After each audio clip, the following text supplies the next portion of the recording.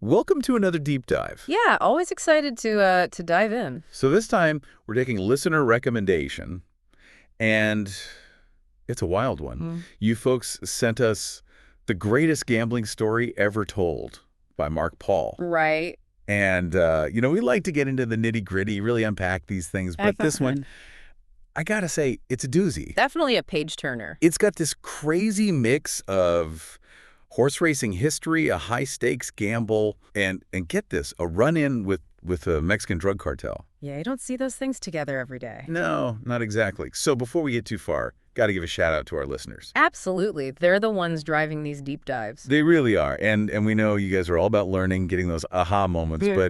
but also, not getting bogged down with too much info. We like to keep it engaging. Exactly. So, all right, buckle up. We're going deep into the world of Winning Colors, a filly who made history, and the three gamblers who bet it all on her. And when I say it all, I mean everything. Okay, so let's start with the star of the show, right? Winning Colors. We're talking late 1980s. Now, back then, the Kentucky Derby, the biggest horse race in the U.S., it was pretty much a boys' club. Yeah, dominated by colts, the male horses, fillies competing, let alone winning. Pretty rare. And then along comes Winning Colors. This gray filly bursts onto the scene. And she wasn't just, any horse. This horse had an incredible pedigree. I mean, we're talking like racing royalty in her bloodline. Yeah, she was bred for greatness. You could see it from the start. And she ends up with D. Wayne Lucas, right? This legendary trainer known for his flamboyant style, his big personality, and also this guy knew how to win. One of the best in the business. No question. And her owner was Eugene Klein, billionaire, owned the San Diego Chargers. I mean, we're talking serious players in the horse racing world. So right away, you've got a horse with incredible potential, trained by a legend, owned by a high roller, recipe for success, right? Right, but there was something else about Winning Colors that really set her apart. She didn't just race against fillies. She was going head-to-head with the colts, the boys, and she was beating them. Yeah. And this is in major races, not just, local events. Winning Colors was proving she could compete at the highest level. Lucas even said, after she won one of these big early races, a stakes race, Yeah. he said, she's got the heart of a lion and the speed of a cheetah. That tells you everything you need to know. Right. I mean, this filly was making waves. People were talking. And that's where our three gamblers come in. Mark Miami, Paul, he's our narrator, the one telling this whole crazy story. Then you got Mateo, the numbers guy, the handicapper. This guy could spot a good bet from a mile away. Meticulous studied every race, every stat. He was the brains of the operation. And rounding out the trio, Yeah. Big Bernie. Let's just say he was the muscle. Made sure things went smoothly. You got it. Now, these three, they lived and breathed horse racing. And they were always looking for an edge, right? That long shot bet that could pay off big. They weren't afraid to take a risk. Not at all. So they're watching Winning Colors, seeing her dominate these races, and they start thinking, okay, this filly, she could be something special. And this is months before the Kentucky Derby, months before everyone else is really paying attention. They make a decision. A bold decision. They decide to place what's called a futures bet on Winning Colors to win the Kentucky Derby. Now, for those who aren't familiar with horse racing, a futures bet, it's basically betting on a horse to win a race way in advance, like months in advance. And the thing about futures bets is, if you get in early and the horse is a long shot, the odds are amazing.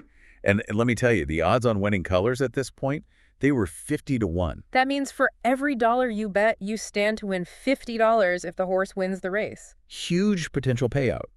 But of course, it's a long shot for a reason, right? It's risky. No guarantee. Definitely. But these guys, they saw something in Winning Colors.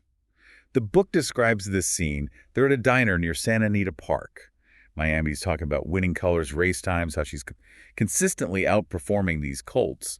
And he says, look at these times. She's a machine. Dino, the handicapper, he's crunching the numbers, nodding along. And Big Bernie says, all right, I'm in. Let's put down 10 grand. $10,000 on a 50-1 long shot. That's a serious bet. It is.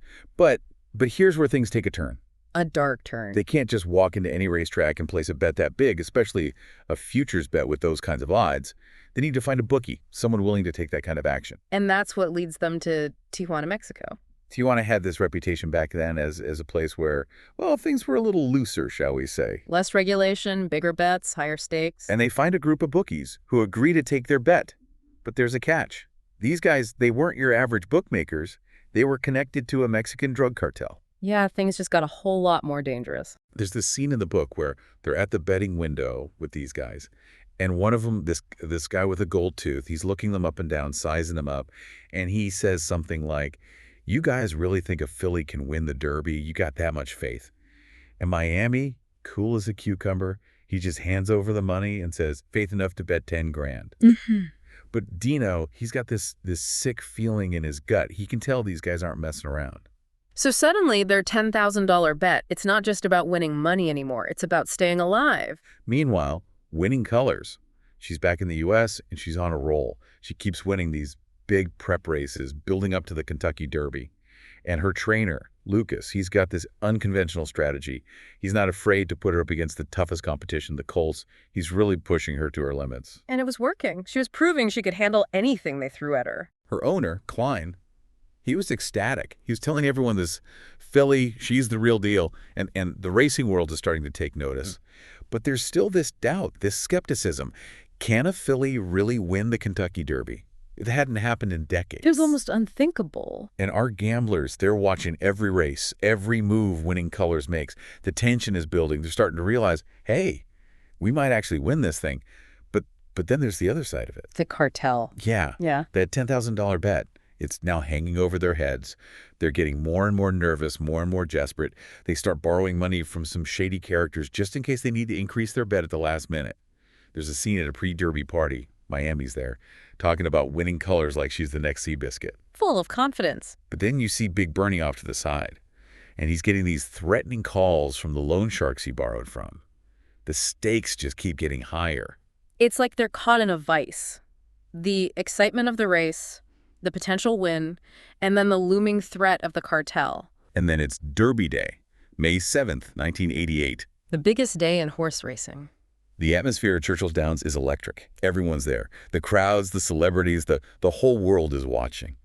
And Winning Colors, she's there ready to make history. Underdog, but a serious contender. The race starts, and right out of the gate, Winning Colors takes the lead. Bold move. No one expected that.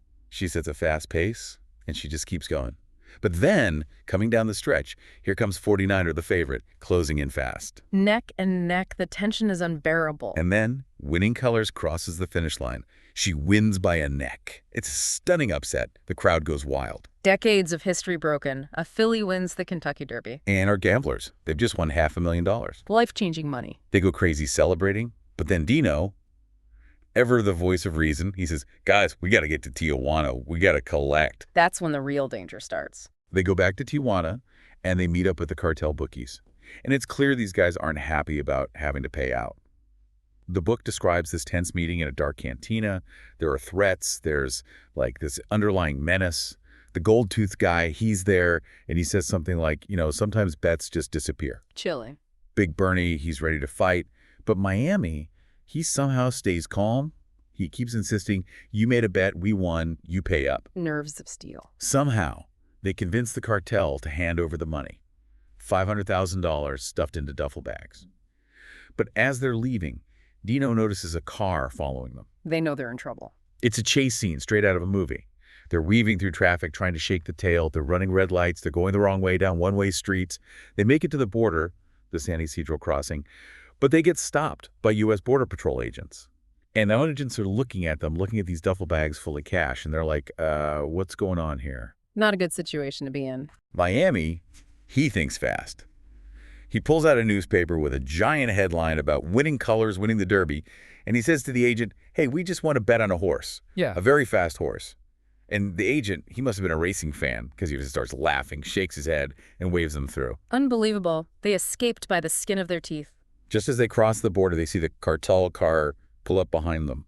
But it's too late. They're safe. It's an incredible story, a mix of pure luck, incredible risk-taking, and maybe a little bit of divine intervention. So Winning Colors, she went on to have a fantastic career, became a symbol of what's possible when you defy the odds. A real inspiration. And our gamblers, they all went their separate ways. Miami, he became a writer, told this amazing story. Dino, the handicapper, he kind of disappeared, maybe went back to the world of numbers and probabilities. And Big Bernie, he opened a bar. Figures. It's a story about the thrill of the gamble, the danger of the underworld, and the sheer improbability of it all. It really makes you think. What other stories are out there, hidden in plain sight? What other unlikely connections exist in the world? It's a reminder that sometimes truth is stranger than fiction.